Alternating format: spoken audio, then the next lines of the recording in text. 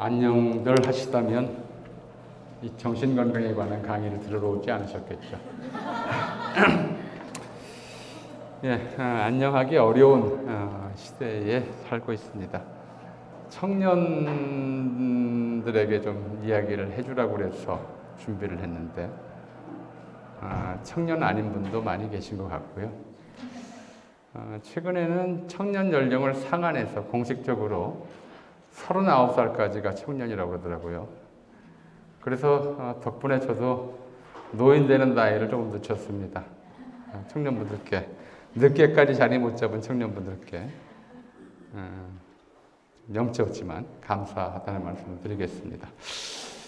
자, 청년에 관한 담론을 좀 얘기를 해볼까 해요.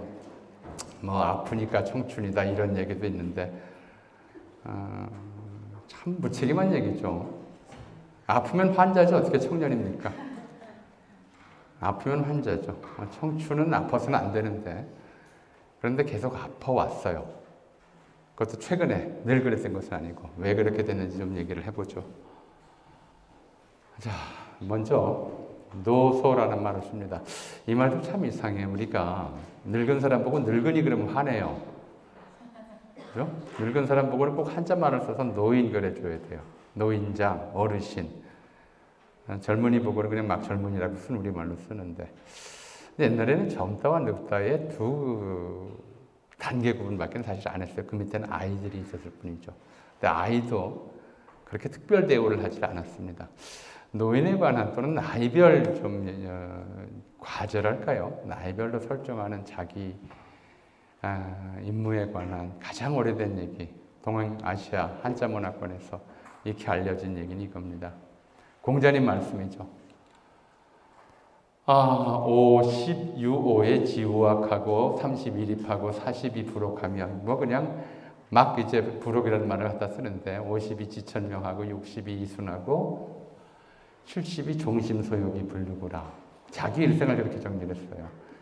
15살에 무엇을 할지 결정했다. 학문의 뜻을 두었다. 이건 요즘 학생들을 무진장 괴롭히는 얘기죠. 그죠? 공자님도 15살에 학문의 뜻을 두었어요. 근데 무슨 요즘은 초등학생 보고 학문의 뜻을 두라고 그래요.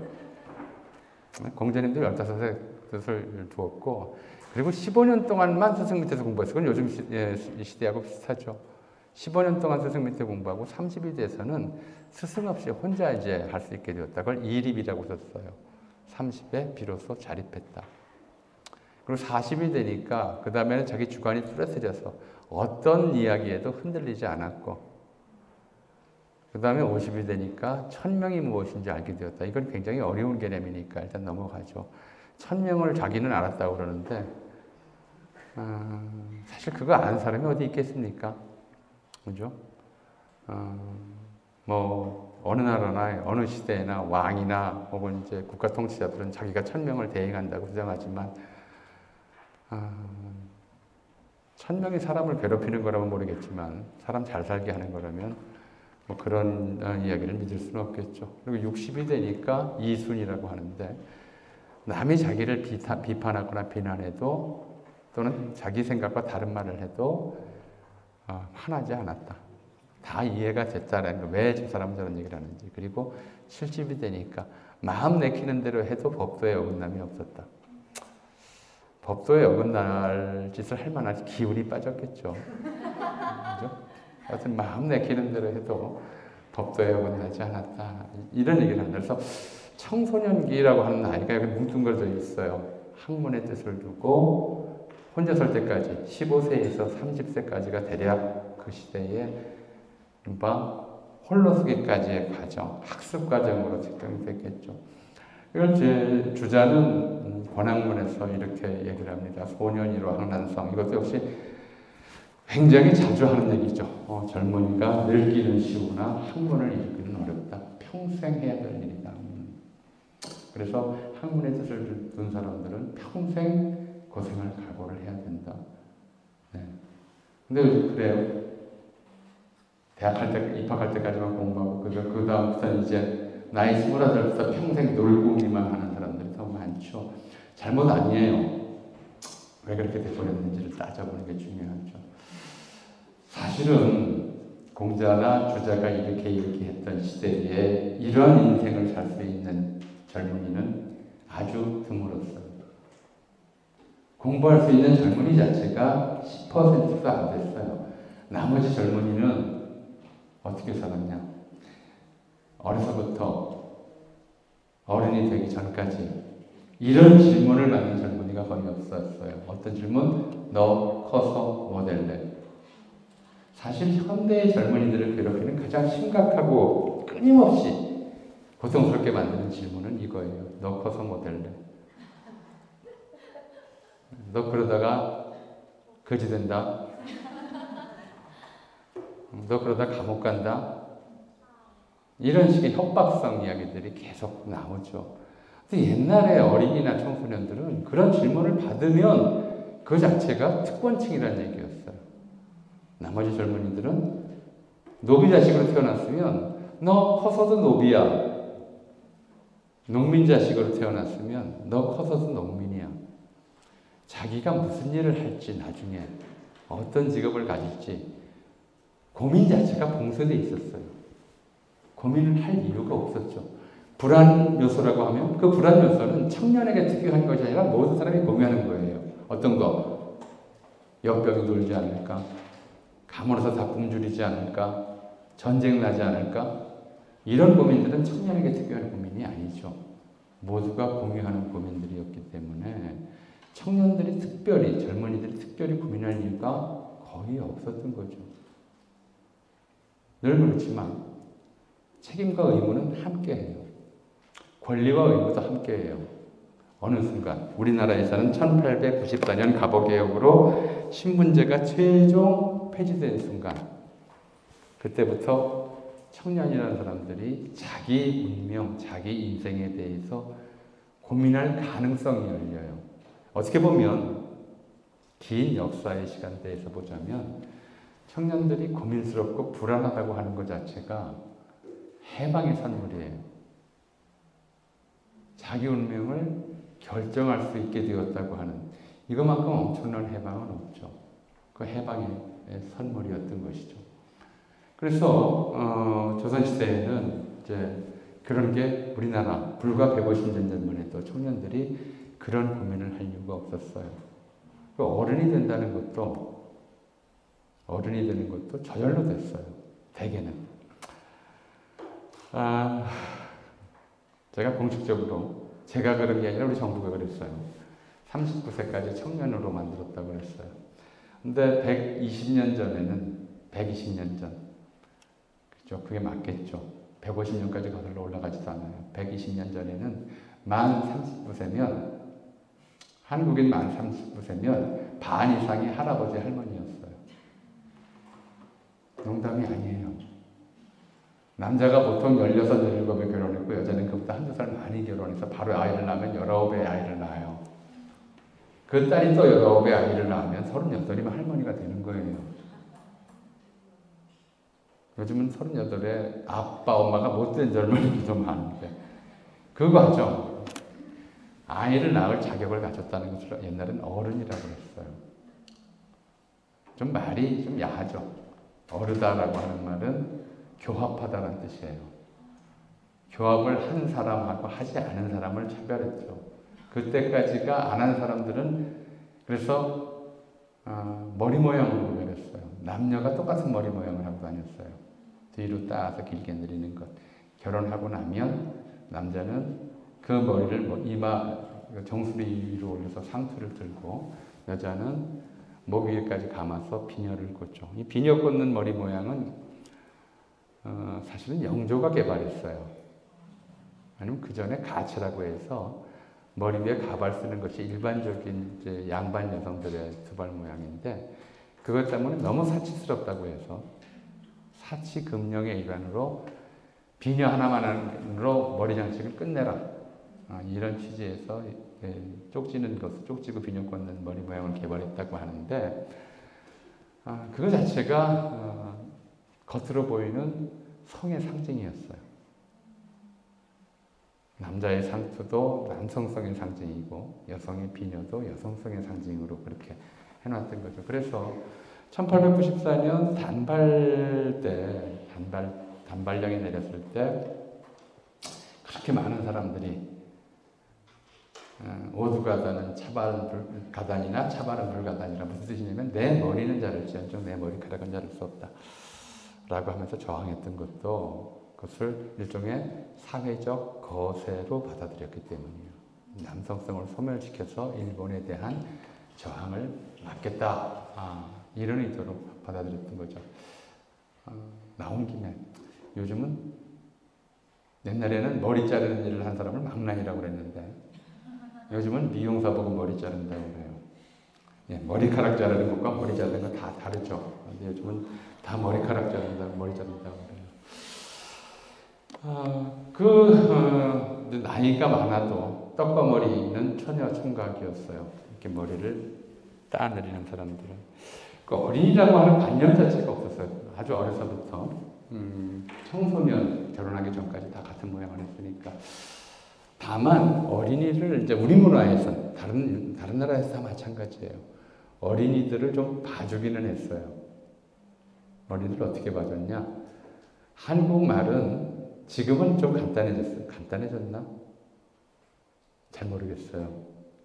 어디 카페 가서 커피 시키면 커피 나오셨습니다 하는 말을 들을 때마다 커피가 높은가 내가 높은가 이런 고민을 좀 하게 되는데 한국어는 원래 존비법이 굉장히 복잡한 언어예요. 이 지구상에서 가장 복잡했을 거예요. 지금 거의 다 사라졌어요. 사라지다 보니까 이렇게 이상한 존댓말이 나오는데 제가 존비법이라고 그랬어요. 존댓말이 있고 비댓말이 있어요. 이 존대와 비대는 어느 관계에 있냐면 주인과 노비 사이에, 아버지와 아들 사이에. 그래서 존대는 하십시오, 비대는 해라. 예요. 똑같이 얘기를 한다 하더라도. 그 다음에 그 안에 존대보다 한 등급 낮은 게 상대라고 그래요. 그에 대립하는 것이 하대라고 그래요. 상대는 하시오. 요즘은 하세요가 됐죠. 하대는 하게 이렇게 해서 하게 그럼 기분 나빠했어요. 친구들 사이에도. 평대가 있어서 하오라고 그랬어요. 이렇게 해라, 하게, 하오, 하시오, 하십시오가 있고 그보다 높은 아주 특별한 언어로 임금한테는 쓰는 하시옵소서가 있었어요. 이걸 다 구별해서 써야 돼요. 사람에 따라서. 이 사람한테 하세요 해도 될지 하십시오 해야 될지 해라 해도 될지 하오라고 해야 될지 이거를 사람에 따라 구별해서 써야 되니까 형한테는 하오라고 평대를 써도 되고 하세요라고 약간 상대를 써도 되지만 부모한테는 하십시오라고 써야 된단 말이에요. 이 모든 언어에 이렇게 말거리가 범위가 달라지니까 아이들이 배우기가 굉장히 어려웠어요. 말 같은 배운 애가 처음부터 그죠? 엄마 밥 맘마 주십시오 이럴 수는 없잖아요. 그래서 아이들, 그러니까 아직 철이 들기 전까지 아이들한테는 이 말을 반토막내서 쓸 수 있는 권리를 허용했어요. 말을 반토막에 냈기 때문에 반말이에요. 이 반말은 어미가 생략된 말이에요. 해, 먹어, 줘, 자 이렇게 뒤에 어미가 다 생략된 말이죠. 요 말을 쓸 수 있는 나이가 대략 17살 때까지예요. 그 넘어가면 그 말을 쓰면 안 돼요. 근데 요즘 요즘 어른들은 30살 때까지 반말을 쓰죠. 그리고 이제 그 많은 활용력이 다 사라지고 존댓말과 반말만 남은 좀 해괴한, 어떻게 보면 옛날 사람이 와서 보면 해괴한 그런 언어 세계가 만들어진 것은 일제강점기 일본어의 영향이 커요. 일본어가 대체로 존댓말과 평어밖에 없거든요. 그래서 반말이 평어가 돼버리고 존댓말은 막 뭉뚱그려져서 하세요도 존댓말, 하십시오도 존댓말이 돼버린 좀 이상한 이제 옛날 사람들이 보기엔 언어 생활이 돼버렸죠. 그런 정도만 있었고 어린이라고 특별히 대접하는 일이 없었어요. 그러다가 유럽에서도 18세기를 거치면서 18세기 말이 돼서 중엽에 돼서야 어린이는 좀 특별히 봐줘야 된다고 하는 작은 인간이 아니라 뭔가 성인들과는 여러 가지로 다른 인간이다라는 그런 생각이 나타나면서 의학에서도 소아과가 분과가 되고 그리고 20세기 초에 가서는 아동 노동을 금지한다. 아동은 언제까지가 아동이냐. 늘 이 기준은 굉장히 좀 모호했죠. 자, 지금 우리에게 어린이날은 누구를, 어린이를 위한 날이에요. 어린이는 몇 살까지 선물 받아요? 초등학교 졸업하면, 예, 초등학교 졸업하면 어린이날 끝이 되는 게 맞는데, 동생한테 주면서 형한테 안 줄 수 없다 해서 또 중학생까지도 줘요. 동생이 6학년이고 그 위에 언니나 형이 무슨 중학교 2, 3학년인데 야, 어린이날 동생한테 주는데 너한테까지 안 주는 건 미안하다는 거죠. 어린이 생활이 좀 길어졌어요. 근데 사실 어린이라고 하는 기간은 대략 10살에서 12살까지만 어린이라고 했죠. 병원이 그래서 따로 소아과가 있다가 요즘 워낙 아이들이 안 태어나니까 소아과 병원들이 문 닫게 생기니까 한동안 좀 이제 미봉책으로 소아 청소년과라는 걸 만들어서 청소년까지 소아과에서 다루기 시작했어요. 근데 고등학교 2학년쯤 되면 얘가 청소년인지 아닌지 본인도 헷갈리죠. 병원에 가서 어른이 먹는 약의 분량을 받아와야 될지 아니면 어린이 먹는 분량만 먹어도 될지 사실 이 경계선은 언제나 확정적으로 얘기할 수가 없었던 거죠. 그래서 이런 문제들이 좀 생겨요. 먼저 이 구분선을 좀 명료하기 위해서 만들어 놓은 것이 학제라는 거였어요. 학제. 아주 옛날에도 이런 게 있었느냐. 사실은 근대 교육의 굉장히 중요한 특징이에요. 옛날에도 물론 교육기관들은 있었어요. 조선시대 한번 놓고 보죠. 한교도 있었고 서당도 있었고 서원도 있었고. 졸업이라는 게 있었나? 졸업이라는 건 없습니다. 학업을 마친다. 학업은 아까 얘기했잖아요. 소년 1호 학난성이다. 평생 하는 건데 그걸 어떻게 맞춰요? 그런 소설이나 드라마에서 그런 장면이 간혹 나오기는 해요. 더 이상 가르칠 것이 없다. 하산하거라. 네, 스승이 더 이상 가르칠 게 없으면 그 다음에 하산하는 거죠. 그리고 나가보면 이제 넌 누구의 제자구나 라고 다른 사람들이 알아봐 줘요. 그 나름대로의 학문적 특성이 있으니까. 더 이상 배울 게 없을 때까지 배우는 것이 학문이에요. 졸업이라고 하는 연한이 없고 게다가 더 이상 가르칠 것이 없다라는 말을 들을 정도면 이제 그런 사람은 수제자죠. 나머지 제자들은 어떻게 되냐면 내 놈은 아무리 가르쳐줘도 진전이 없구나 이렇게 되는 거죠. 그건 졸업이 아니에요. 그냥 퇴학이죠. 나가라. 졸업이라고 하는 근대적 개념 자체가 없었어요. 근데 이제 유럽에서 근대 학문이라고 하는 것이 하나는 이제 과목 분과화. 학문 자체를 여러 개로 쪼개요. 뭐 수학, 물리학, 국어, 영어, 외국어 뭐 이런 식으로 자연, 사회 이걸 분과화라고 하고요. 그 다음에 그러니까 학문의 분과화하고 그 다음에 학업 연한의 결정이에요. 학업 연한을 정해둬요. 초등학교 6년. 자, 초등학교 6년 공부를 해요. 그리고 초등학교를 졸업을 합니다. 졸업생들이 다 똑같은가요?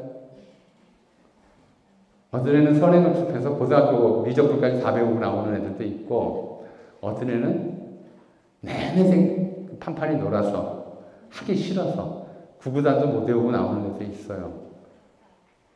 그걸 어떻게 졸업이라고 다 같은 학교를 졸업했다고 할 수 있겠어요? 근데 근대교육은 그거를 똑같은 인간으로 취급을 해줘요. 어쩔 수 없어요. 낙제만 아니면 물론 이제 낙제라고 해서 낙제라는 말은 어디서 생겼냐면 요즘은 낙제라는 말 써본 적도 없겠죠. 본래 과거 합격하는 걸 급제라고 했어요. 급제의 반대말이 낙제예요. 졸업시험을 쳐서 처음에 우리 근대교육 시작될 때는 졸업시험을 쳐서 급제와 낙제를 나누고 급제생 중에서 우등과 이제 우등이 아닌 일반 학생들을 나누고 그런 정도였어요. 모두가 입학한다고 졸업하는 그런 학교라고 하는 건 없었는데, 근데 어쨌든 지식의 누적 체계인 학제와 지식의 분산 체계인 분과에 기반해서 근대 교육이 성립이 됐고 각 단계를 맞춰야 다음 단계로 이행한다고 하는 원칙이 마련되죠. 이 단계가 처음에는 나름대로 엄격했어요. 낙제생들이 많이 나왔어요. 그런데 계속 이제 교육 수준이 높아지면서 중학교 입학한 학생이 많아지면 이게 초등학교인데 뭐 공부 못해도 저 졸업시키지. 고등학교 가는 학생들이 많아지면 중학교인데 뭐 졸업시키지. 이러면서 어지간하면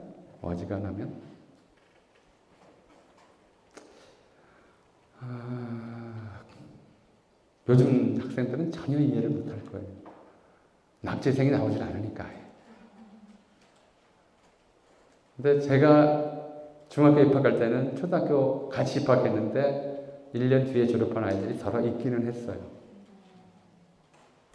벌써 50년 가까이 된 일이죠. 그 시절만 해도 낙제가 덜 있었는데 요즘에는 만약에 초등학교에서 낙제시키겠다고 통보하면 글쎄요, 아마 그 교사는 살아남기 어려울 것 같아요.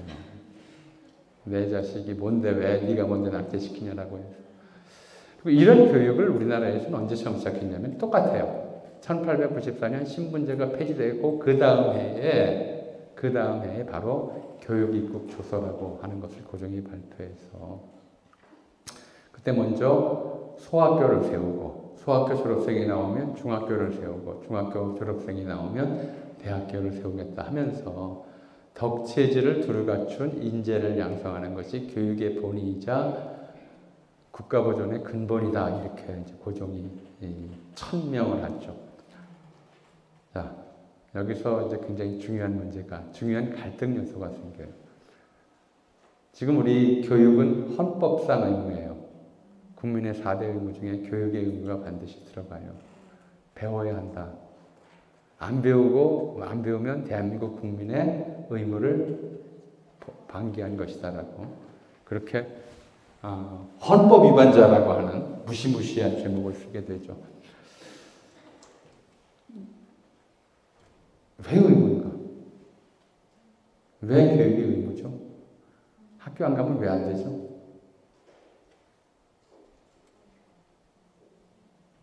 공부 안 하면 왜 안 되나요? 예? 먹고 살기 힘들어서? 그럼 그거 자기 책임이지. 왜 그걸 국가에 대한 의무로 정하냐고요. 내가 공부하기 싫고 공부 안 하고 나는 일제강점기에 1930년대쯤 돼서 당시 이제 기자가 소학교 학생한테 장래 희망이 뭐냐고 물어봤어요. 그때부터 장래 희망이라고 하는 얘기들이 가끔씩 나와요. 너 커서 뭐 될래? 이런 거죠. 이 초등학생이 장래 희망이 뭐냐고 그랬더니 내 희망은 룸펜이에요. 그랬어요. 룸펜이 뭐냐? 룸펜 인텔리겐처라고 해서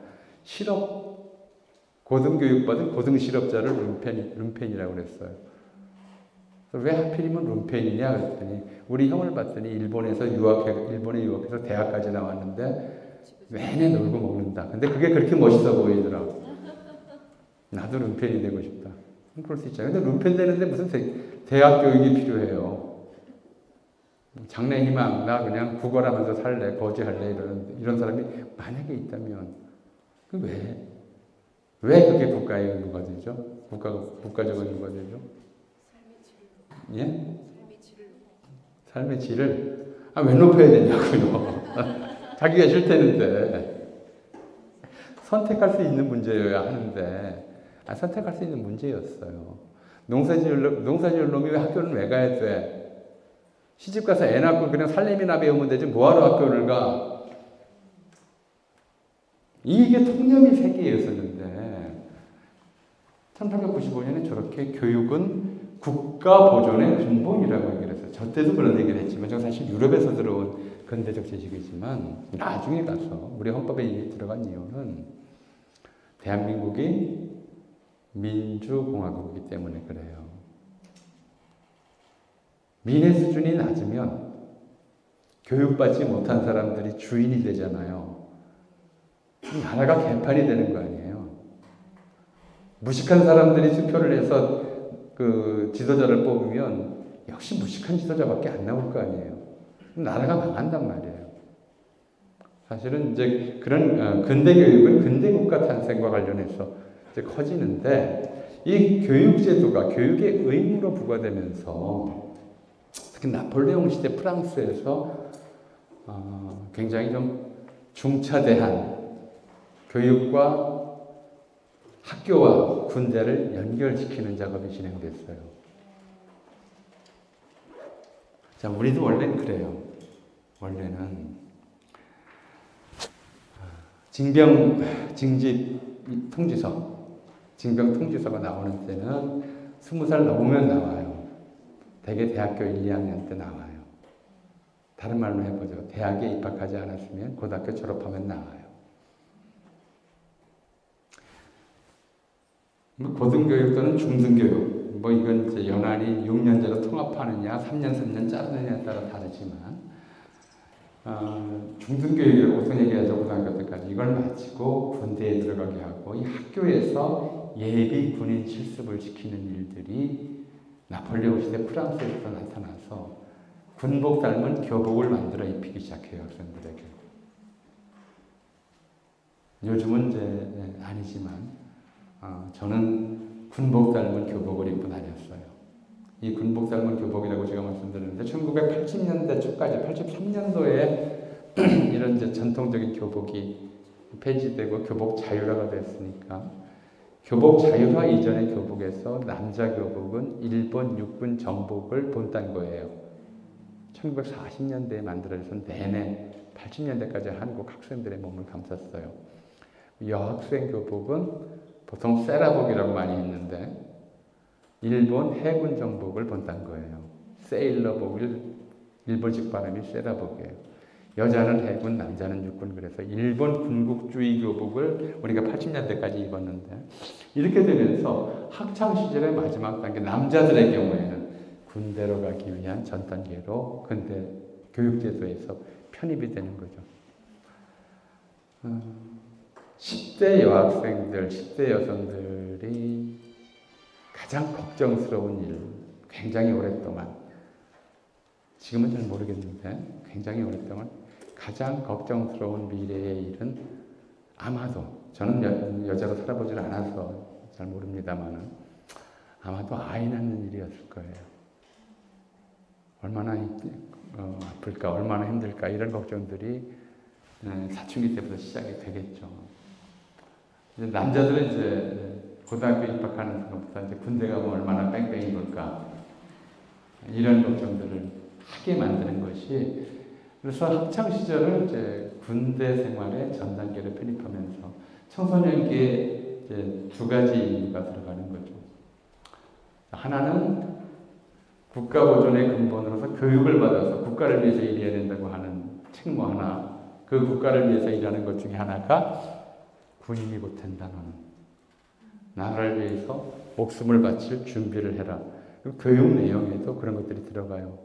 이런 것들이 1차적인 이제 근대 교육이 시작되고 신분제가 폐지되면서 해방된 속에서 나타나는 또 다른 책무, 그리고 장래에 대한 불안감을 적용하죠.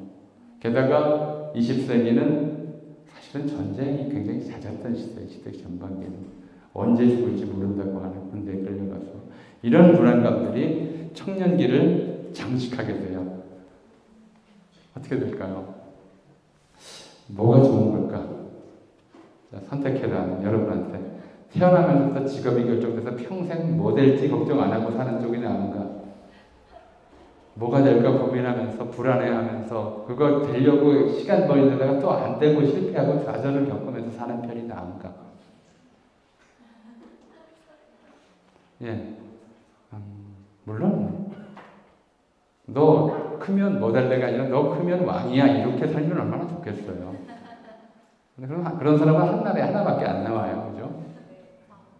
나머지들은 이제 이른바 신분제 폐지라고 하는 역사 발전의 결과로 인간에게 선택권이 생겼다. 그 선택권의 대가가 방황이고 고민이고 경쟁이다. 이렇게 우리가 이해를 하고 넘어가야 되겠죠. 그리고 그러면서 이제 청년은 이제 굉장히 복합적인 또는 중층적인 사회적 시선 아래 놓입니다. 청년은 누구랑 비슷한가? 우리는 보통 청년이란 말은 2인칭으로는 써요. 어이 청년. 요즘 이런 말씀 꼰대라고 그러겠죠. 근데 어쨌든 간에 어이 젊은이, 어이 청년 이런 말을 가끔 쓰는 사람들이 있기는 있어요. 근데 보통은 이 단어를 청년, 여기 청년 창업 이런 말을 쓰긴 하는데 보통은 다른 말하고 다른 세대하고 묶어버려요. 편하게는 청소년, 소년에 붙여버리든가 아니면 청장년, 그래서 장년에 붙여버려요. 청년은 독립된 세대로 잘 인지되질 않아요. 대체 어디가 청년인가? 20대 취업자가 청년인가? 30대 취업 준비생이 청년인가? 이 부분에 대해서 우리가 합의하기 굉장히 어렵죠. 사실은 근대 이후에 연령대를 계속 세분화해서 사람들을 대하는 태도를 좀 정리하려는 그런 시도가 집중되었었고, 그래서 굉장히 많은 이제 구분이 돼 있어요. 영아, 유아 묶어서 영유아가 되고, 그 다음에 소아가 있고, 소년이 있고, 청년인데, 이 청소년, 청장년으로 묶이기도 하고, 그 다음에 장년, 중년, 노년, 이렇게 가죠. 청년기는 과연 여기에 어디서 해당하는가? 학창시절에 일부가 걸려있고, 한국 남성들의 경우에는 군대 시절에 또 한 일부가 걸려있고, 신입사원 시절에 일부가 걸려있는데, 신입사원을 갓 벗어나면 그래도 청년인가? 39세까지 청년이라니까 청년이겠지만, 대체로 어떤 이제 자기 인생의 형태 또는 자기의 직업, 자기가 살아가는 방식에 대한 결정했거나 갓 결정됐거나 그걸 계속할지 안 할지도 잘 모르거나 이런 상황들, 굉장히 유동적인 상황에 있는 그런 나이대를 우리가 청년이라고 불러요. 청년의 단점, 불안하다. 내가 이 일을 계속해야 될지 모르겠다. 내가 이 시험에 합격할지 모르겠다. 이런 불안감이죠. 이게 청년의 단점이에요.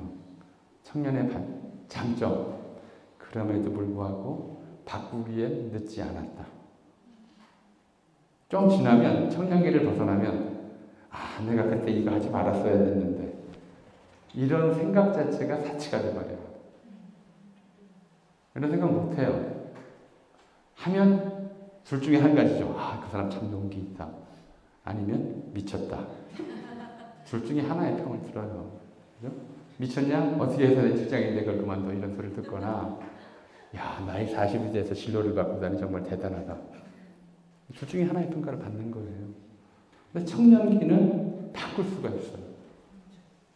항상 약점과 장점은, 단점과 강점은 같이 가는 거죠. 근데 이런 청년기의 내용들을 구체적으로 보죠. 왜 이렇게 돼버렸나? 왜 청년들은 불안한가? 1910년대, 20년대에 우리 사회에 들어온, 대략 10년대부터 이제 쓰기 시작해서 20년대에 굉장히 일반적 용어로 정착한 단어들이 있어요. 뒤쪽에다 써놓고 페이지는 다른 걸 갖다 놨네요. 어떤 단어들이냐면, 신경질. 사람하고 신경질 부리지 마. 이런 말 가끔 해요. 요즘은 제가 안 써요. 요즘은 안 쓴 지 오래됐어요. 제가 젊었을 때는 참 많이 썼어요. 무슨 뜻인지도 모르고 썼어요. 신경질이 무슨 뜻일까요? 정신건강복지센터잖아요.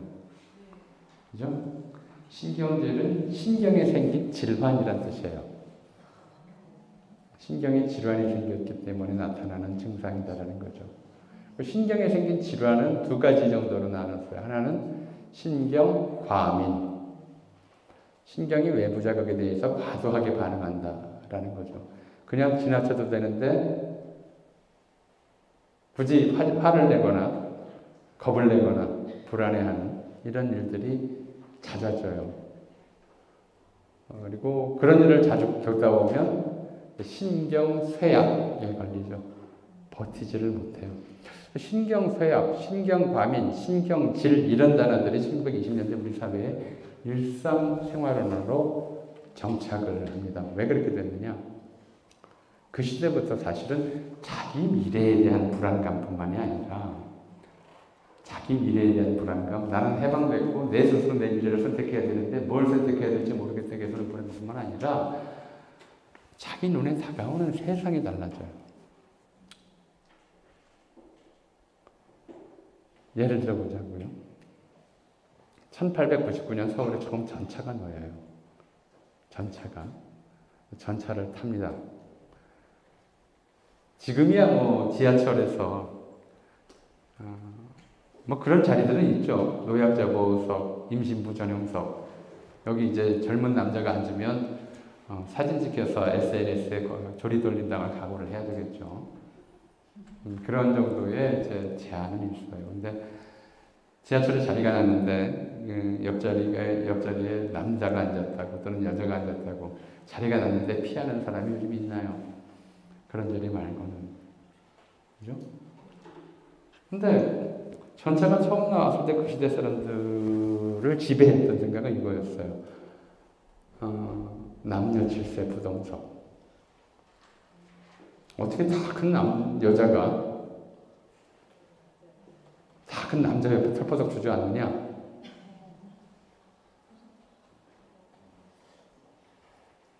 안 되죠. 안 되긴 뭘 안 돼요. 예. 어떤 규범도, 어떤 도덕적 규범도, 어떤 사회적 근기도 내 몸 편한 것보다 중요하지 않아요. 내 몸이 편해야죠. 그냥 앉는 거예요. 앉으면 그 앉는 순간 이제 남녀 칠세 부동석이라는 오래된 금기가 깨지는 거죠. 제 경험을 좀 얘기를 할게요. 제가 이제 60년 좀 넘게 살았는데, 내 생애 전반기 30년 동안 돌아다닌 거리하고, 그 후반기 30년 동안 걸어다닌 거리 사이에 어느 정도 차이가 있을 것 같아요? 100배 이상 차이가 나요. 왜? 비행기 탔으니까.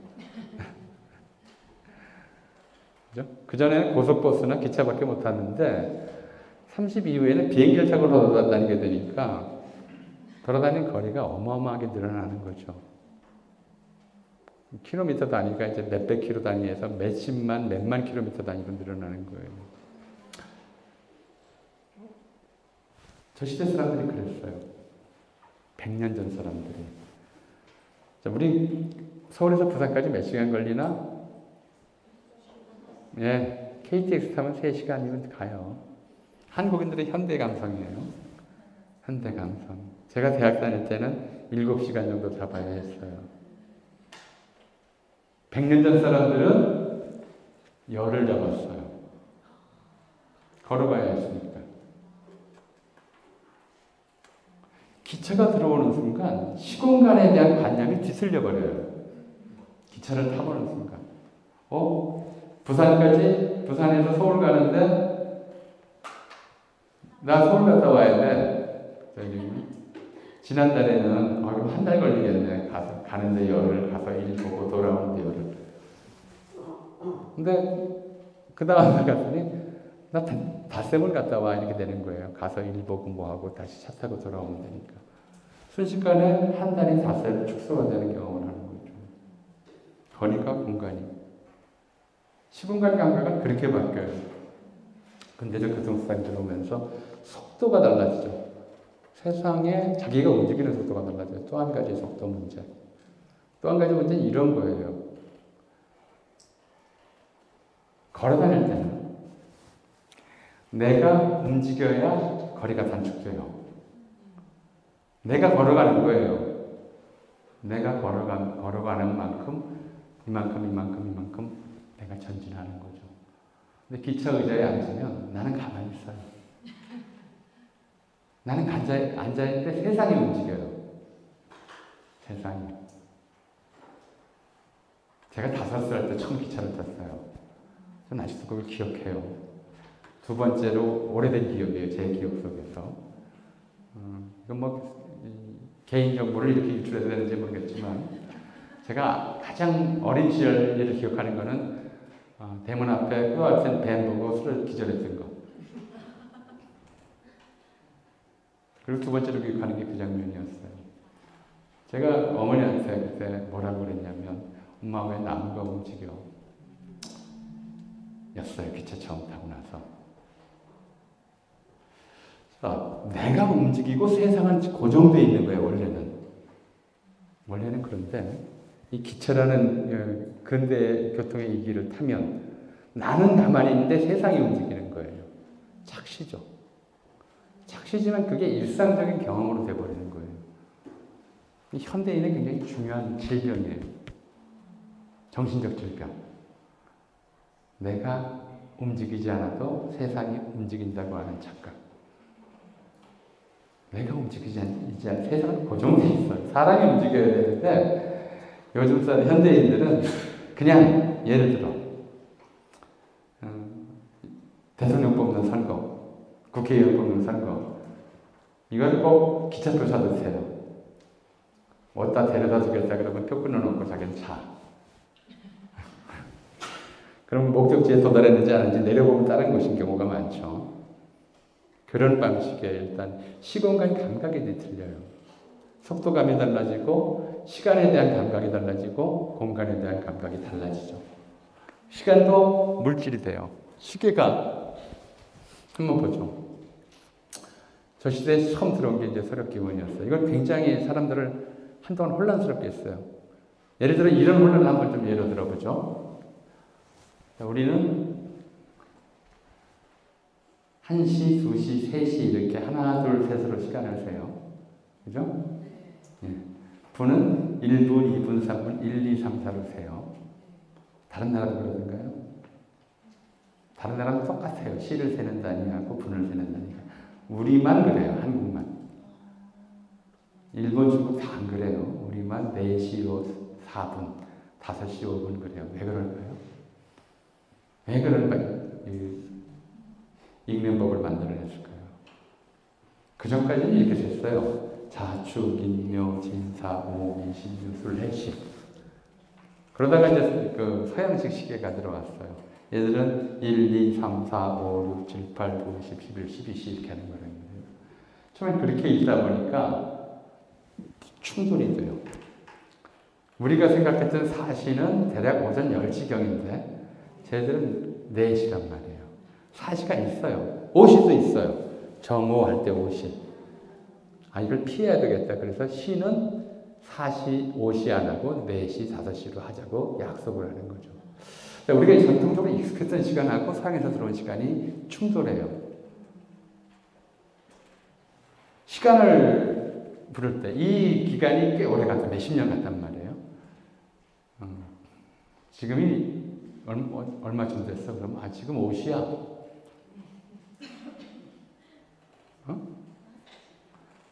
정오니까 하늘에 해가 떠 있어요. 5시인데 이건 뭐 해가 기울 무렵이란 말이에요. 뭐야? 그럼 5시로 바꾸자. 자, 이런 시간에 대한 상호 이제 합의가 가장 중요한 영역인데 합의 과정에서 혼란이 생긴다든가. 올해가 무슨 해지? 네? 올해가 무슨 해지? 뭐가 무슨 해예요? 2023년이죠. 왜 2023년이죠? 예. 사실은 이 시간이라고 하는 것은 어떻게 보면 인간에게는 가장 중요한 좀 행위의 기준이었어요. 여기 안 써있나 모르겠는데 오늘 포스터도 아마 그랬을 거예요. 이 강연회 시간을 먼저 쓰고 장소를 나중에 썼을 거예요. 결혼식, 무슨 회가변, 무슨 행사 보면 몇 시에 시작, 장소 다음이에요. 시간 먼저 쓰고 장소 나중에 써요. 그래서 지리학자들이 저희 역사학자들을 싫어해요. 왜 시간 먼저 쓰고 장소를 나중에 쓰냐고. 역사는 시간이고 지리는 장소니까. 농담이고요. 근데 시간에 이름 붙이는 것 자체가 굉장히 어려운 일이었어요. 아주 옛날에는. 그래서 시간은 하늘이 자기 뜻을 보여주는, 다른 말로 하면 시간의 주제자는 하늘의 신이에요. 왜? 별의 운행, 해와 달과 별의 운행이 시간이니까. 인간이 이행지하는 천체 운행의 리듬이 시간이니까 시간은 하늘이 주재하는 것이에요. 해가 뜨고 달이 뜨고 별이 기울고 하는 그 모든 시점들을 누가 정해요? 인간이 정하는 게 아니잖아요. 하늘이 정하는 거니까 신의 것이라고 생각했어요. 그리고 그 신의 대리인이 세속의 통치자인 거죠. 황제이거나 교황이거나 이런 사람들이. 시간에 시간은 계속 반복돼요. 매분 매초가 우리가 하루에도 24시간이 반복되고 1시간 안에 60분이 반복되고 그렇잖아요. 계속 반복되는 건데, 그래서 그 반복되는 시간들을 그대로 놔두면 고유성이 사라져요. 어떤 시간에 반복성이 되풀이되는 것일 뿐이니까. 그 고유성을 놓기 위해서는 해에, 우리가 년이라고 부르는 해에 고유 번호를 붙여야 돼요. 고유 번호를 누구 마음대로 붙이는, 옛날에는 황제 마음대로 붙였어요. 황제가 즉위하면서 자기 연호라는 걸 만들었죠. 연호라는 걸 만들었어. 무슨 걸륭 몇 년이니, 강의 몇 년이니, 순치 몇 년이니, 이런 식으로 이제 이름을 붙였어요. 근데 이게 계산이 되나? 정말 그걸 외우는 사람이 아니고서는, 예를 들어서 만력 40년이 도대체 지금 언제야? 라고 되는 거죠. 게다가 이런 식의 연호 지정법에는 심각한 문제가 있었어요. 1999년에서 2000년 넘어갈 때 우리가 그걸 이제 밀레니엄 전환이라고 불렀죠. 1000년대에서 2000년대로 넘어갈 때. 벌써 20년이 훨씬 넘었네요. 그때 어떤 기자가 저한테 이제 연락을 해왔어요. 궁금한 게 있다는 거예요. 그래서 뭐냐 그랬더니 지금은 밀레니엄 전환이라고 해서 그때 1999년 12월 31일 날 밤부터 그 다음날 아침까지 서울 광화문에서 밀레니엄 전환 대축제라는 걸 했었어요. IMF로 다들 먹고 살기 어려울 때인데. 그러니 지금 그렇게 했으니 100년 전에는 센테니얼 전환기였었는데 그때는 무슨 축제가 없었냐라고 물어보는 거예요. 기자다운 궁금증이겠죠. 호기심일 수도 있고요. 그래서 제가 뭐라고 대답을 했냐면 안 됐지만, 안타깝지만 그 해는 1899년이 아니라 광무 4년이었습니다. 그렇게 기억이 됐죠. 그렇게 불렀어요. 그리고 이 치명적인 약점은 그 해가 광무 4년이었는데 그 다음 해가 광무 5년이 될지 그 다음 해가 6년이 될지 알 수가 없다는 거예요. 그 사이에 황제가 죽어서 새 황제가 등극하면 연호가 또 바뀌거든요. 저는 그렇게 생각해요. 유럽이 세계를 지배하게 만든 가장 근본적인 힘 중에 하나는 예수 그리스도다. 왜? 네, 이분이 부활해서 안 돌아가셨거든. 영생한단 말이에요. 그러니까 올해는 예수 탄생 2023년이에요. 그리고 이 단일 연호는 예수 연호인데, 단일 연호는 예수가 부활, 영생하기 때문에 앞으로 10,000년 후에도 몇 년이 된지 알 수가 있어요. 어떤 시점과 지금 사이의 시간적 격차를 이해할 수 있어요.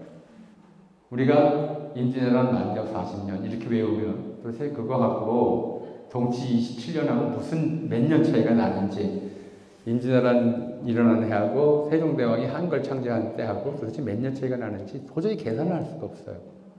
근데 이 사력교회를 통일해버리면, 그죠? 1443년과 1592년 사이에 몇 년 차이가 나는지 알 수가 있는 거예요. 시간 계산을 할 수 있고, 시간이 계산할 수 있는 게 되고, 또 나눌 수 있는 것들이 되고, 또 이 시계가 들어오면서 이 시간의 변화를 직관적으로 물질로 표현할 수 있게 되면서 이제 사람들의 시간관념이 근본적으로 바뀌죠. 자, 이런 새로운 변화들, 시공간 개념의 변화들이죠. 사회 규범의 변화들도 마찬가지고, 이전까지는 도저히 안 된다는 금기들, 아니, 이렇게 하면 안 돼. 이렇게 해야 돼. 라고 하는 그런 금기들이 자꾸 바뀌어 나가는 거예요. 자극이, 겪지 못했던 자극이 일상적으로 새로운 자극이 자기를 침범하죠. 어떤 하나의 사람들은 그런 행동 패턴들을 만들어서 그에 대응하게 돼 있어요. 아주 간단한 거죠. 자, 내가 농촌에서 농사 짓는 청춘이다. 청춘이다라고 생각해봅시다. 내일 어디 밭에 가서 밭을 매야지, 잡초를 뽑아야지라고 계획을 했어요. 근데 아침에 되니까 비가 와요. 어떻게 해야 될까요? 힘은 내일 하지 뭐. 비 맞으면서 뭐해? 해봤자 소용도 없는데 괜히 비 오는 날 밭에 나가서 잡초 뽑다가 작물까지 뿌리를 뽑아버리려고. 그럼 잘 됐다. 그냥 방 안에서 쉬자. 이게 일종의 생활 패턴이었어요. 언제 일어나느냐? 농민들에게 언제 일어나요? 뭐 언제 일어나요? 동창이 밝았느냐, 노고질이 부지진다 할 때 일어나는 거죠. 그 전에 일어나봤자 소용이 없어요. 깜깜한데 어디 나가서 일을 하겠어요. 근데 이 시계가 들어오고 이 사람이 자기의 삶의 방식을 또는 자기 직업을, 농촌에 있던 사람이 도시에 와서 공장에 취업했어요. 비가 오나 눈이 오나 무조건 9시에 출근하라고 그래요. 아니면 8시에 출근하라고 그래요. 시계도 없어요. 그러니 뭐 한 30분쯤, 심지어 1시간쯤. 사실은 옛날엔 그런 집들이 많았어요. 처음에 의무교육 시작됐을 때 학교에 9시까지 오라고 그랬는데 시계가 없으니까 9시가 언젠지 분간이 잘 안 되니까 시골집 아이들이 오죽 시간을 안 지켰으면 해방 이후에 처음 만든 동요가 학교 종이 땡땡땡 어서 모이자였겠어요. 그죠? 8시쯤 땡땡땡 치면 이제 멀리서 이제 소리 듣고 출발하라는 거였어요. 그런 이제 생활이었는데 이게 공장으로 오면 10분 늦으면 임금에서 얼마를 깎는다. 2번 지각하면 뭐 임금 반을 깎는다. 3번 지각하면 아예 해고다. 이런 식의 규율에 들어가다 보니까 이게 적응이 안 되는 거예요. 지금 어린아이들은 너무 적응이 잘 돼. 배도 안 고픈데 젖 먹을 시간이 되고 억지로 깨워서 젖 먹이고 재우고 꼭 시간 맞춰 먹여. 시계가 뭔데? 사람이 중요한데 요즘은 시계가 중요한 시간이 돼버렸어요. 몇 시간 간격으로 먹어라. 뭐 얼마 분량 먹여라. 애가 다 다른데. 근데 거기에 적응을 시키는 거야, 어려서부터. 시간에 지배되도록. 시간에 자기 몸을 적응시키도록. 근데 그 과정이 인간이 쉬웠겠냐고요. 인간의 몸이. 우리 점심이라고 그러잖아요. 점심 드셨습니까? 우리 점심시간 지났으니까. 네, 점심. 무슨 뜻이냐면 점 찍는다 할 때 점이고 마음 할 때 심이에요. 한자 중국식 발음으로 홍콩 발음으로 하면 딤섬. 아주 조금 마음에 점을 찍을 만큼 먹는 건데 그조차 겨울에는 안 먹었어요.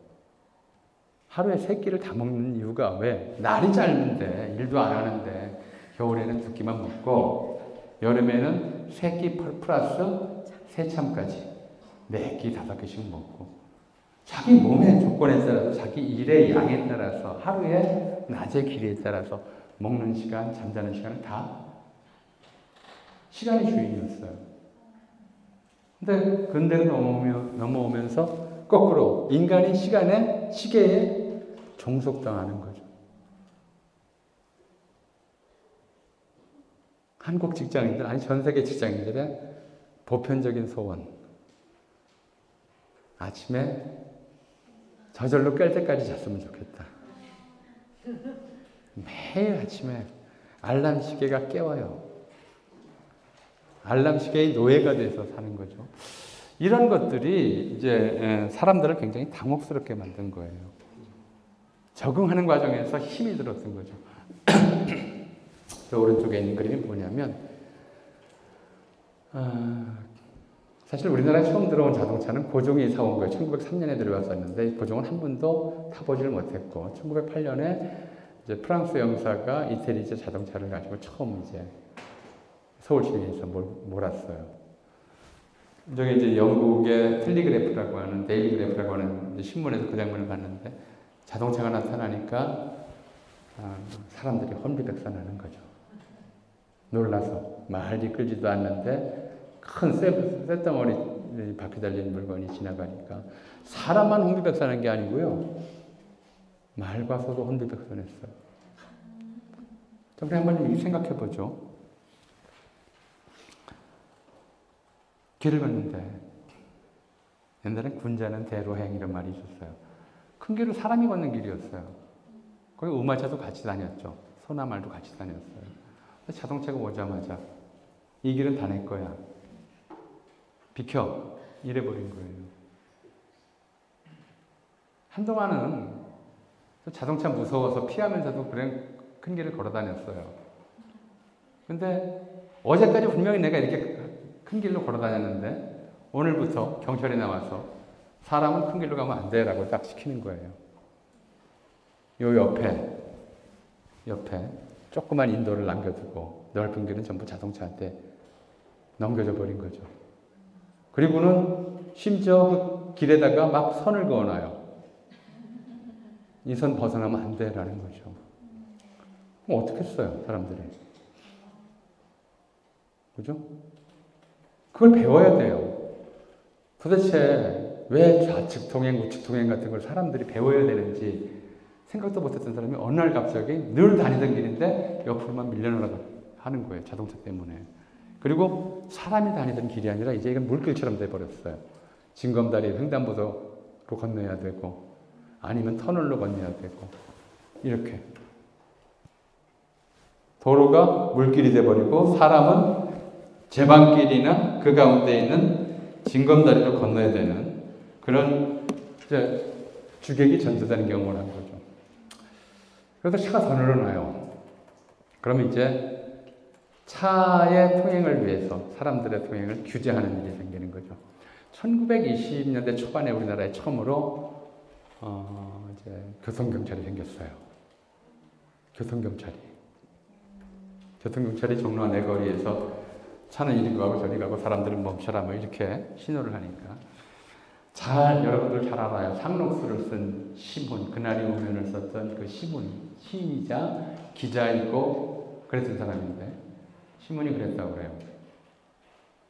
그때 술이 좀 많이 취해 있었고 취해 있어서 경찰이 그러는 거더니 이제 경찰한테 뛰어가서 일본인 경찰이었어요. 일본 경찰이었으니까 너희는 네가 뭔데 우리 보고 이리 가라 저리 가라 하느냐. 우리는 우리가 갈 바를 알고 있다. 그리고는 헬멧을 벗어서 냅다 이제 도망쳤다고 그래요. 일본인 술사가 빠가야로 그러고 쫓아가다가 못 쫓아서 다행히 살았는데 잡혔으면 아마 많이 맞았을 거예요. 근데 그러고 나서 10년쯤 지나니까 이번에는 신호등이라는 게 생겨요. 이제 차라리 일본 술사가 이리 가라 저리 가라 거리 가라 하는 거는 알아듣겠는데 앞에 딱 하니 빨간색, 초록색, 노란색 불이 꺼졌다 켜졌다 하는데 저게 뭐야? 배워야죠. 사실은 배우는 건 어떻게 보면 즐겁고 어떻게 보면 스트레스 쌓이는 일이에요. 한번 생각해 보세요. 여러분이 살면서 특히 뭐 젊은 세대들은 지금 젊은 세대들은 사실은 불안해도 우리 세대보단 덜 불안해요. 왜? 거의 다 갖춰진 상태에서 자랐거든. 거의 다 갖춰진 상태에서. 내 경우에는 이런 거예요. 집에 처음 라디오가 들어왔을 때인데 소리가 나는 거야.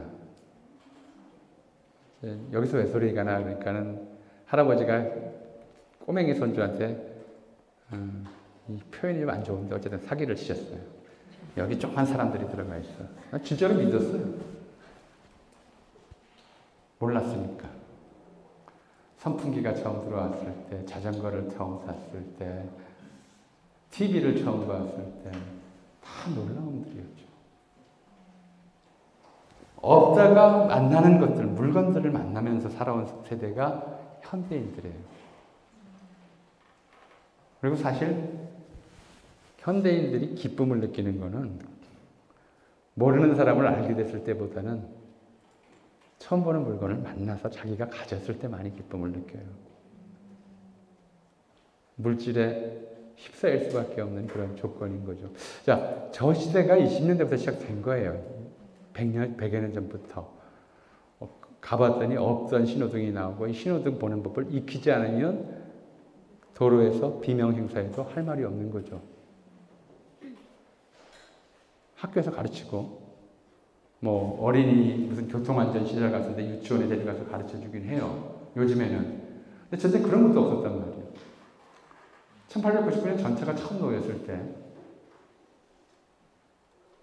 이 철로가 신기하니까, 쇳덩어리가 신기하니까 7살 먹은 애가 그 돌멩이 가지고 그 레일을 두들겼어요. 그러다가 전차에 치여 죽었단 말이에요. 거기서 놀면 안 된다고 가르쳐준 사람이 없어요. 설마 여기서 애가 놀고 있는데 전차가 쓰겠지. 근데 저 전차는 브레이크를 밟아도 몇십 미터 간다는 걸 가르쳐준 사람도 없는 거예요. 그런 일이 생기죠. 그럼 사람들은 어떻게 했느냐? 전차를 뒤집어 버리고 불 태워버리려고 했는데 불에 안 타니까 쇳덩어리니까 돌로 쳐버렸어요. 그래서 그걸 전차 소타 사건이라고 그러는데 그러는 거예요. 반응이. 지금도 여러분이 새로운 물건이 들어오면 여기도 많이 놓여 있지만 카메라든 아니면 뭐 휴대전화기든 꼭 뭐가 따라 들어와요? 사용 설명서. 하다못해 건강식품이나 약을 사도 뭐가 붙어요? 복용법. 그건 읽어야 돼요. 아무리 책 읽기 싫어하는 사람도 그건 읽어야 돼요. 읽기 싫으면 다른 사람한테 배워야 돼요. 근대 이후에 새로 만들어진 이런 기계나 물질들은 전부 자기에 대해서 뭐라고? 학습하라고 인간들에게 주문해요. 그죠? 나 공부하기 싫어. 나 책 보기 싫어. 그래서 그거 내팽개치는 사람은 없어요. 차라리 국어교과서는 배구자도 휴대폰 사용 설명서는 읽어요. 그게 현대인이에요. 기계를 학습하는 인간. 근데 그게 워낙 종류가 많아지니까 계속 거기에 스트레스가 받는 거예요. 속도감이 달라지고 사람이 많아지고 안 다니던 물건들이 다니고 적응하는 게 힘들어지니까 그래서 이제 불안해지는 거죠. 게다가 이 근대화라고 하는 것은 동시에 하나의 도시화 산업화라고 하는 현상이자 양상이었죠.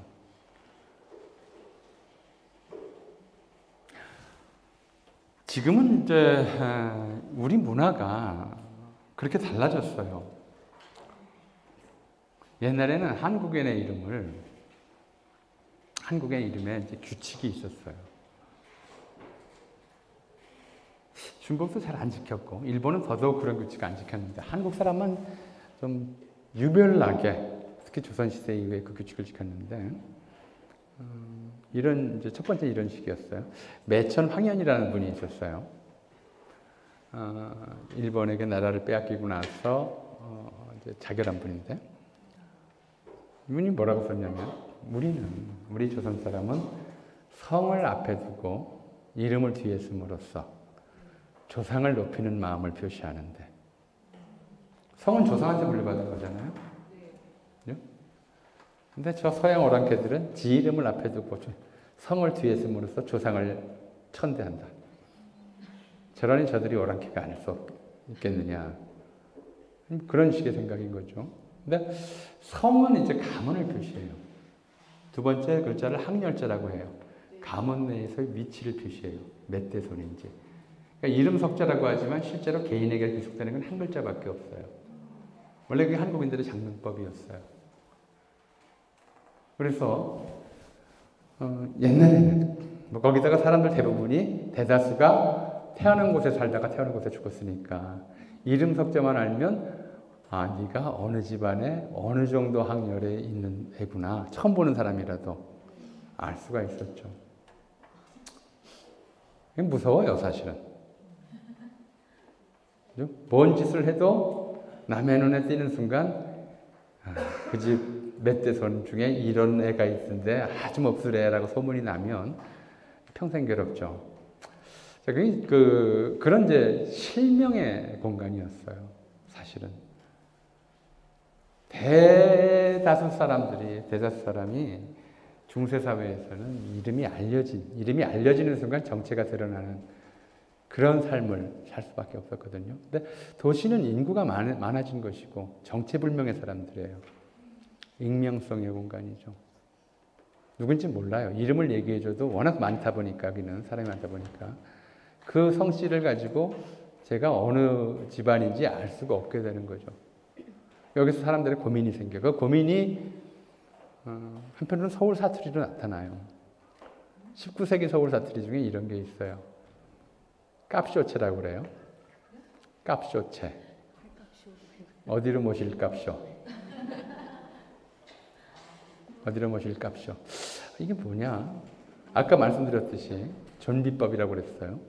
이게 존댓말이냐 상댓말이냐 구분이 잘 안 돼요.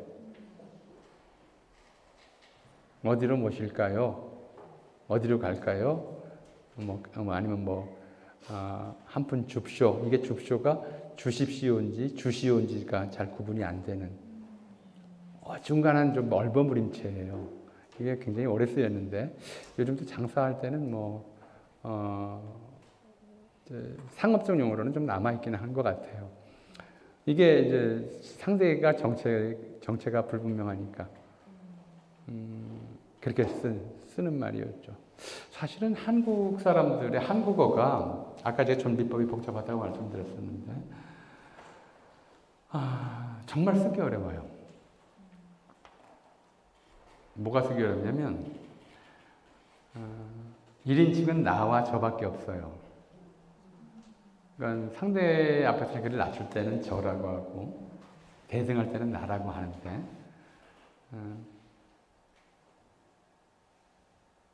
어지간하면 나라는 말을 잘 안 쓰게 돼요. 내가 이런 말을 하면 먼저 좀 이렇게 거만해 보이고, 그죠? 그러니까 그냥 뭉뚱그려서 자기랑 아무 관계도 없는 사람까지 묶어서 우리 그냥 이렇게 해버리죠.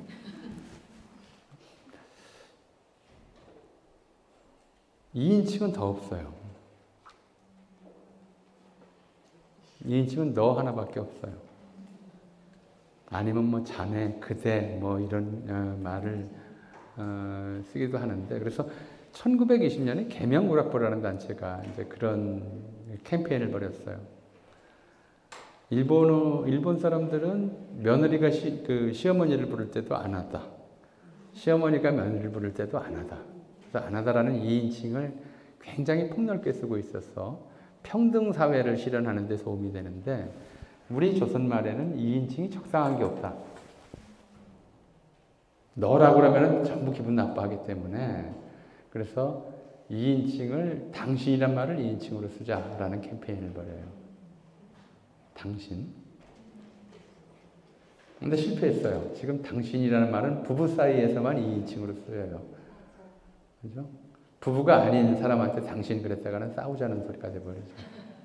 당신이 뭔데 이렇게 돼버리는 거란 말이에요.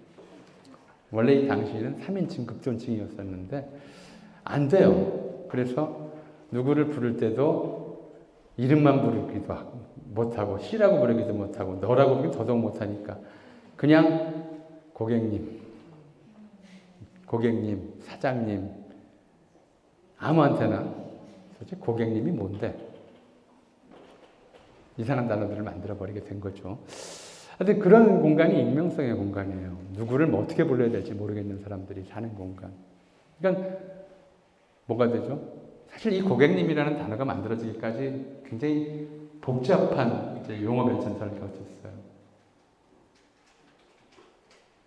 1930년대 서울의 어떤 집에서 젊은 청년이 한 30살쯤 먹은 청년이 물장수한테 물을 시켰어요. 물장수가 물 배달을 왔어요. 요즘도 물 배달하는 사람들이 있지만 그래서 물 배달하는 사람한테 저기다가 갖다 놓게 이랬어요. 갖다 놓게. 하계체예요. 약간 낮춤말이죠. 하대죠.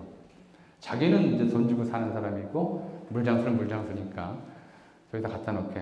그랬더니 몇 시간 후에 물장수가 한 10명이 때려 몰려와서 그 사람을 집단구타했어요. 신분 차별이 없어진 시대에 자기들한테 하대했다는 거죠. 잘못 하대했다가 큰일 나는 일이 자꾸 겪는 거죠. 그래서 이제 높여주는 거예요. 높여주다 보니까 6.25 전쟁 이후는 아무한테나 다 사장님이라고 부르게 됐고, 사장이 너무 흔해지니까 그 다음에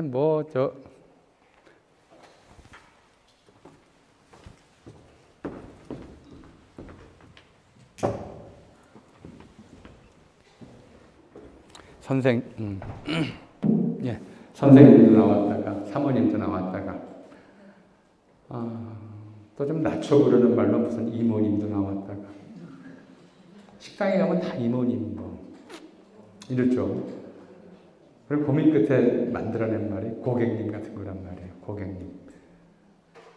찾아주신 손님이란 뜻인데 고객님이라고 이제 그렇게 붙여요. 심지어 사람이 찾아가지 않는데도 제가 그걸 보고 좀 재밌다 느꼈던 게 홈쇼핑 같은데 아니 고객님이라는데 언제 거기 갔어야 고객님이지. 고객님이라고 그러는 거죠. 호칭에 어려움을 겪는 거예요. 당장 저 사람을 뭐라고 불러야 될지. 그런 것들이 굉장히 신경이 쓰이는 거죠. 안 써도 되는 신경이에요. 그러니까 신경이 쇠약해지는 거죠. 달아요. 그래서 1920년대 들어서 신경증이 현대병이다. 신경질이 현대병이다라고 하는 이야기가 진실처럼 들리는데 요즘은 근데 신경질이라는 말을 안 써요. 대신에 스트레스라는 말을 쓰죠. 똑같은 말이지만 이제 신경의 시대가 되고 또 이제 산업화는 아까 말씀드렸듯이 그 전까지 그냥 자연의 수능에서 사는 사람들을 시계에 복종하는 사람들을 만드는 과정이었고 이런 것들이 또 끊임없는 스트레스를 만들죠. 초등학교 2학년짜리 아이들, 1, 2학년들 네, 자주 아파요. 대개가 학교 가기 싫어서. 그렇죠. 지금 모든 인간이 다 그런 생활에 익숙해진 상태에서도 어린애들 그에 적응하는 과정에서 아프고 싶어지는 거예요. 진짜 아파요. 꾀병인데 우리가 볼 때 어른들이 볼 때 꾀병인데 그 아이는 진짜 아프다고 학교 가기 싫으니까. 그런 경험을 근대는 이 바뀌어나가는 과정에서 모든 사람에게 강요한 것, 특히 젊은이들이 더 심했죠. 그래서 신경질과 신경쇠약이라는 시대가 1920년대에 열리고 그리고 한국어에서 이제 안녕하십니까가 인사말로 정착이 돼요. 사실은 다른 나라는 일본 오하요 고자이 마스 고니치와 건방은 다 달라요. 영어도 굿모닝, 굿 애프터눈 보통은 이제 날씨 좋아, 그죠? 지금 시간 괜찮네. 중국 인사말하고 한국 인사말 좀 특징적이에요. 안녕하십니까? 늘 쓰죠. 요즘은 안녕하십니까도 아니고 그냥 안녕, 보통 이렇게 써요. 여러 인사말 중에 하나였죠. 사실은 조선시대까지 아침에 일어났을 때, 그죠? 밤새 안녕하셨습니까? 라고 부르기 전에는 기침하셨습니까? 백내 무고하십니까? 아침은 진지는 잡수셨습니까? 보통 인사가 다양하게 상황에 따라 조건에 따라 달랐어요.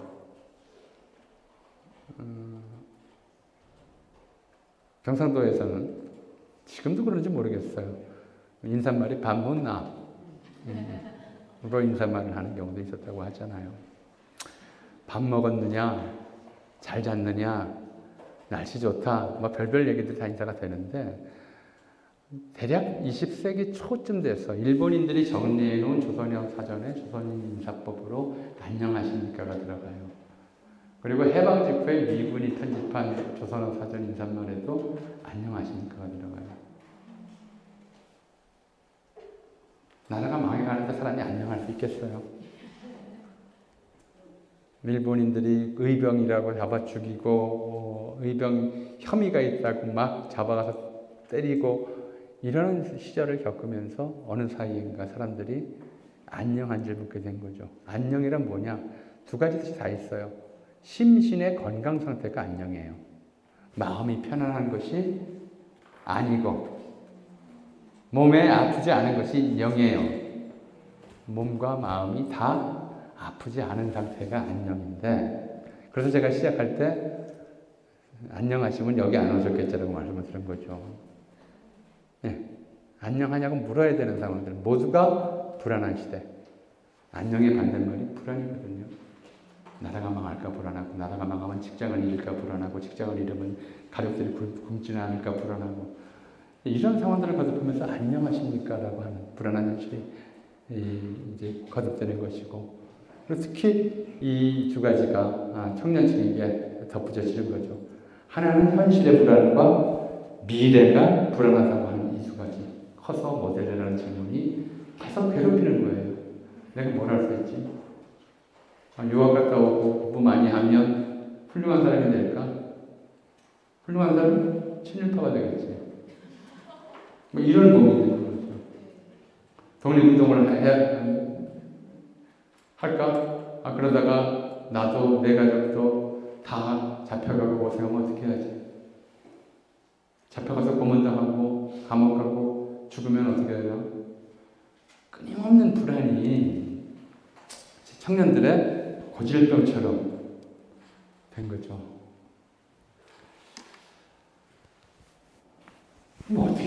어떻게 살아야 잘 사는 걸까? 굉장히 많은 고민들이 좀 있었어요. 하나는 이제 우리 1968년 유럽의 68혁명이 일어났을 때 당시 청년들이 주장한 것이 있었어요. 어떤 틀이 있어요. 사회가 요구하는 틀이, 우리가 청년기라고 하는 것이 대략 19세기 말에서 20세기 들어올 무렵에 청년기라고 하는 것이 하나의 독립된 인생 단계로 설정됐다. 청년기가 독립된 인생 단계고 미래를 준비하는 시기고 자기 운명을 개척하는 시기고 너 커서 뭐 될라는 질문에 대답하는 시기라고 하는 것이 19세기 말에서 20세기까지 결정됐다고 얘기를 하죠. 솔직히 말하면 그 청년들에게 미래를 가르칠 수 있는 사람은 없었어요. 최초의 청년들에게. 한번 생각해 보세요. 자기가 농사꾼인데 사실은 우리 세대가 좀 비슷해요. 우리 세대가 어떤 세대냐면 한국 역사상 처음이자 어쩌면 마지막으로, 사실은 마지막으로 돌아가신 제 부모님한테 죄송하지만 부모를 무시하고 살아온 세대예요. 내 부모를 무시했느냐? 고등학교 입학하면서부터 부모보다 가방끈이 길어졌거든요. 우리 부모 세대는 중학교에서 못 나오거나 고등학교에서 문턱에서 못 가본 사람들이 대만이었어요. 근데 50년대 중후반 이후에 태어난 사람들은 고등학교는 기본적으로 대보통은 졸업하고 좀 나오면 대학을 갔단 말이에요. 그러니까 고등학교 시절 혹은 중학교 시절부터 애들이 버르장머리 없이 엄마가 뭐하라, 아버지가 뭐하라요, 이런 소리를 하고 산 세대. 부모의 가르침을 무시하고 스승이나 혹은 사회가 가르쳐준 것들이 더 진실이라고 믿고 살 수 있었던 세대랍니다. 근데 요즘 젊은이들은 다르죠. 부모가 더 많이 배웠어, 보통. 똑같이 배웠던가. 다른 경험들도 있고. 저런 이제 상황들에서 한동안은, 그러니까 언제나 근대 교육이 시작될 때는 다 그런 현상들이 일어나요. 젊은 세대가 부모 세대를 무시하는 세대가 지나가고, 일단 이런 근대 교육 시스템이 정착을 하면 그 다음에는 부모가 자식을 쥐고 흔드는 시대가 시작돼요. 요즘 우리나라가 다 그렇죠. 초등학생부터 의대 준비반 만들어서 공부시키는 그런 세대. 애를 낳든 어떤 틀에 짜놔서 너는 뭐가 돼야 돼, 내가 시키는 대로 다 따라오면 넌 그걸로 갈 수 있어 라고 부모가 자신 있게, 물론 돈이 많아야 가능하지만 그렇게 이제 시키는 시대가 됐어요. 그런 시대가 유럽에서 60년대 시작됐단 말이에요. 그러니까 그때 젊은이들이 저항을 한 거죠. 우리는 기계가 아니다. 우리를 틀에 넣어서 어떤 기계처럼 정해진 미래로 가게 만들지 말아라. 그때 내세 어떤 구호가 금지를 금지하라 했어요. 예를 들어 이제 그게 우리나라에 들어오면서 좀 묘한 문화로 바뀌었는데 뭐냐면 왜 여자는 청바지를 입으면 안 되나? 왜 남자는 머리를 기르면 안 되나? 이 장발과 미니스커트, 청바지 같은 문화가 68년 혁명에 유럽에서 시작해서 미국의 히피를 거쳐서 70년대 초에 우리나라까지 들어왔던 그런 것들인데요. 그런 좀 뭘까요? 미래를 어른들이 만들어 놓은, 어른들이 제시하는 기성세대가 짜놓은 틀과 다른 방식으로 하는 것이 청년들의 특징이다. 라는 것이, 청년들의 특권이다라는 것이 당시 유럽 대학생들의 슬로건이었는데, 사실 우리도 좀 일찌감치 그런 그런 생각들이 있었어요. 70년대 대학생들이 불렀던 노래 중에 정의가라는 게 있는데, 그 첫 소절이 이렇게 돼요. 정의와 용기는 젊음의 생명이다.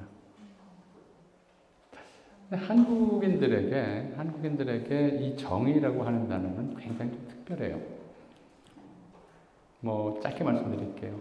3.1운동 공약선정에서 금일 5인의 착언은 정의, 인도, 생존, 존영을 위한 민족의 요구니 이렇게 시작해요. 이게 왜 제가 손가락을 짚었냐면 순서가 중요해요. 정의, 인도가 생존보다 중요해요. 이게 없으면 생존이 무의미해요. 왜? 식민지하였으니까. 정의와 인도가 없는 곳의 생존은 개돼지의 삶이다. 인간의 삶이 아니다 했기 때문에 그래서 생존보다 정의, 인도를 앞세웠던 것이죠. 이게 대한민국 헌법에도 정문에도 그대로 담겼어요. 정의, 인도와 동포애로서 민족의 단결을 공고히 하고 헌법 전문에 그렇게 들어가 있어요. 정의, 인도가 굉장히 중요하거든요. 그리고 이 정의라고 하는 것은 사실은 청년층이 세상에 나왔을 때, 사회를 볼 때 가장 먼저 느끼게 되는 것들이었어요. 왜? 대체로 청년들은 뭐냐면 미래를 보거든요. 청년들한테는 질문이 그래요. 너 커서 뭐 될래? 그죠? 근데 내 또래쯤 되면 사람 만나면 내가 왕년애로 돼버려요. 시선이 청년은 미래를 향하는데 노인은 과거를 향해요. 노인의 시선은 과거고 자기 삶의 대부분이 과거에 있어요. 근데 청년의 삶은 앞으로 남은 삶의 대부분이 미래에 있단 말이에요. 그럼 그 미래가 어떻게 돼야 되겠어요? 더 좋아져야 되겠죠, 지금보다. 지금보다 나쁘게 살고 싶지는 않잖아요. 그럼 더 좋아지려면 어떻게 해야 되느냐? 그게 현실에서 느끼는 온갖 부당하고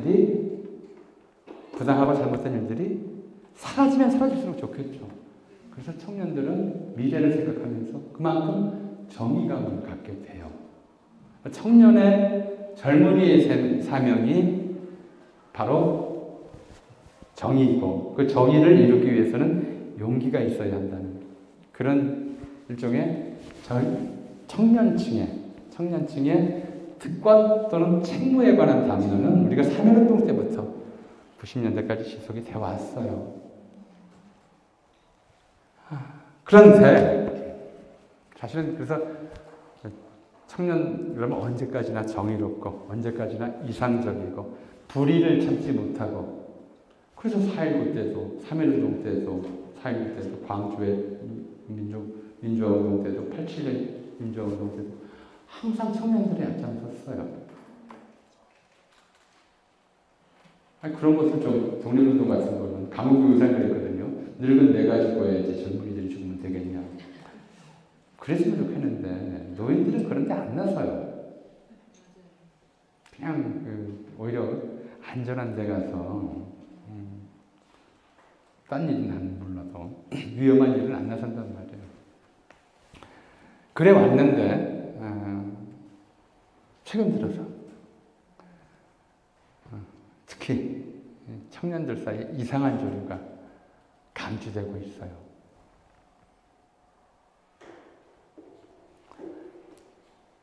시장주의와 능력지상주의가 요즘 청년들을 감싸고 있죠. 거기에 빠져 있는 경우가 많아요. 짧게 말씀드릴게요.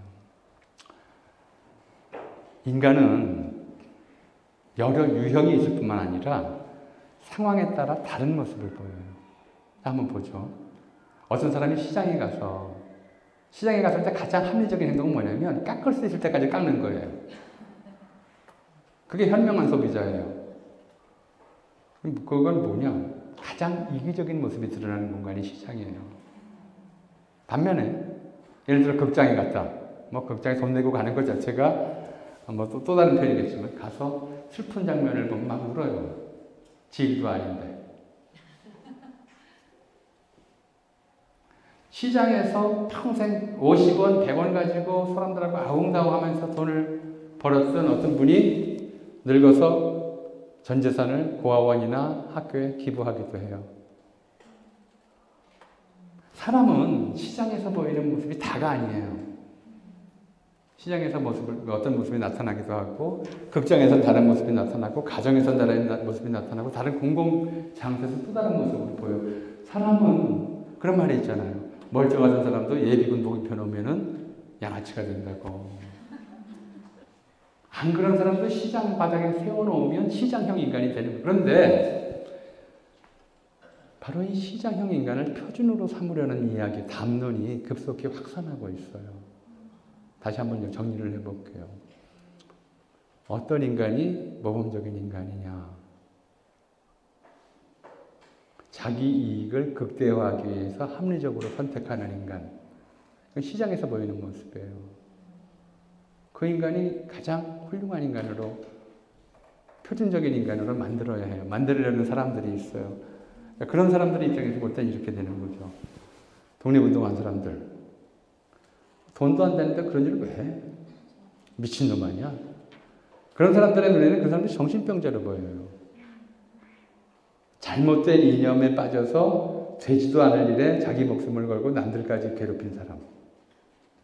그 상황에서도 자기 이익을 극대화하기 위해서 최선을 다했던 친일파들이 훌륭한 사람으로 보이는 거예요. 이 요즘의 담론이고 요즘 젊은이들이 이런 이야기를 받아들이는데 굉장히 주저함이 없어요. 왜 그렇게 됐느냐. 120, 30년 전만 해도 100년 전만 해도 120년까지 올라갈 이유가 없어요. 사람은 자주 가봐야 닷새에 한 번 시장에 갔어요. 시장 경험이 그렇게 드물었어요. 근데 요즘 사람들은 손바닥 안에 시장에 들어와 있어요. 스마트폰 자체가 시장이에요. 시장 경험을 너무 자주 해요.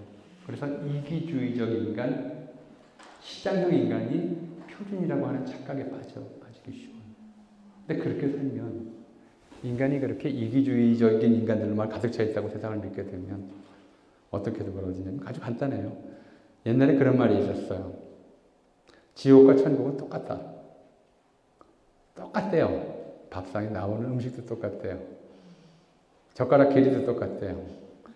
근데 천국에 간 사람들은 젓가락이 너무 기니까 자기 입에 안 들어가니까 앞 사람 걸 먹여주는데, 지옥에 간 사람들은 자기 입에 넣으려고 하다가 한 입도 못 넣고 늘 굶는다. 이기주의자들이 모여있는 공간은 지옥으로 표상이 되는 거예요. 두 번째, 이제 능력지상주의라고 하는 것이 이제 현대에 들어와서 특히 이 시장형 인간을 중시하는 담론 세계 내에서는, 이야기 속에서는 능력 있는 사람이 성공하고 능력이 없는 사람은 실패한다고 하는 것이 진실처럼, 그리고 능력만 있으면 과한 대접이라는 게 없다고 하는 그런 통념이 자리 잡고 있어요. 능력은 사실은 성능과 마력을 합한 말이에요. 성능과 마력은 기계의 가치를 계산할 때 써요.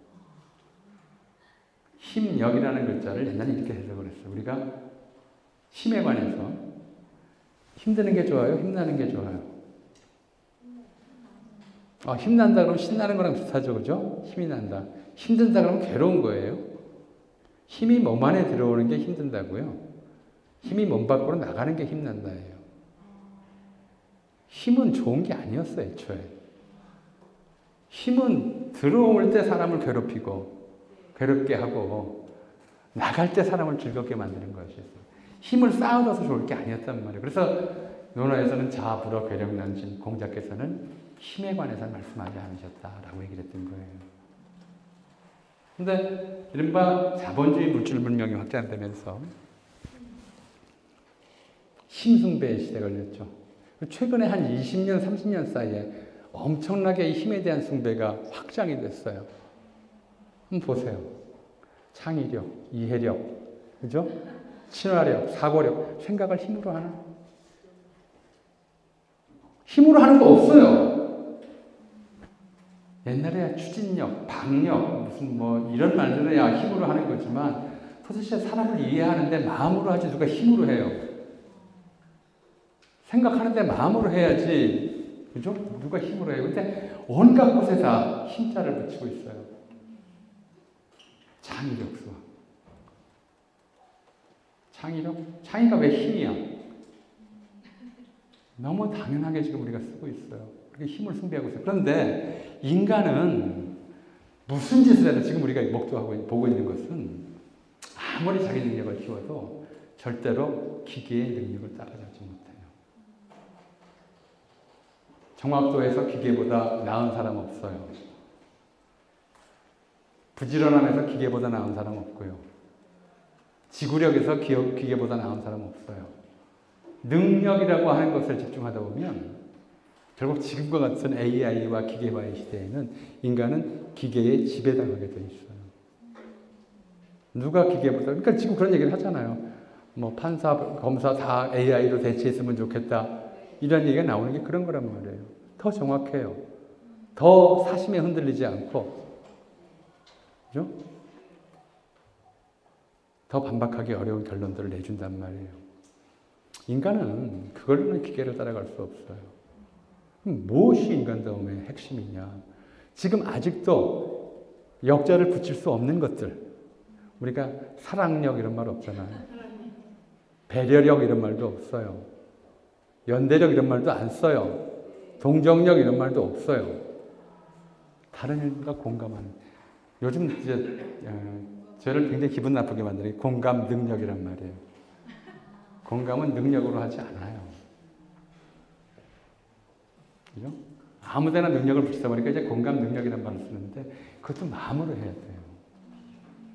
다 마음 심자를 쓰던 말 중에 상당 부분이 힘력자로 넘어가 버렸는데 사랑, 정의, 세상에 정의력이란 말도 없잖아요. 정의, 연대, 배려 같은 이런 가치들에 집중해야 돼요.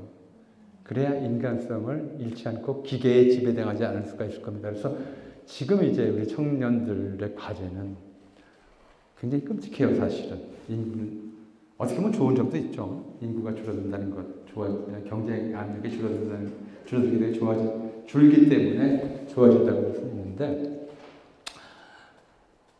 이제 우리 앞에 놓여 있는 굉장히 큰 위기는 청년들의 미래가 기계에 의해 장식될지도 모른다라는 거예요.